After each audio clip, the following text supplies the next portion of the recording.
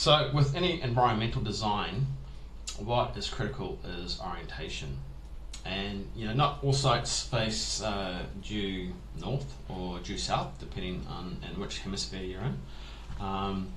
But what we've got here is that the entrance, the house essentially sits on a southeast to northwest axis. So where we're looking at the moment is the southeast, and then beyond that, if you follow my cursor, that's the northwest there. And then there's views from the north to the northwest. Now, how we've laid out the main northeast elevation, as you can see here, is that we have your bedrooms on top, so they get priority for sunlight, and then we have your living spaces down below, which are still going to get a good amount of sunlight.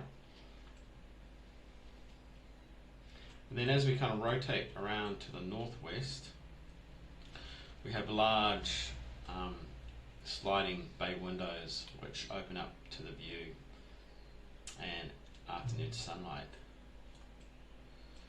So what's critical to all environmental designs, which is equally important as orientation, is how we kind of deal with your roof overhangs and correctly designing those so that particularly during winter we're going to get this abundant sunlight which will slide in to these upper bedrooms and naturally heat them.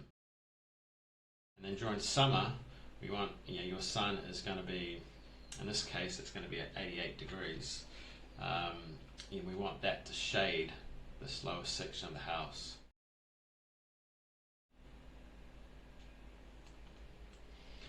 Then rotating around to the south side, you can see that there's not a lot of windows in there.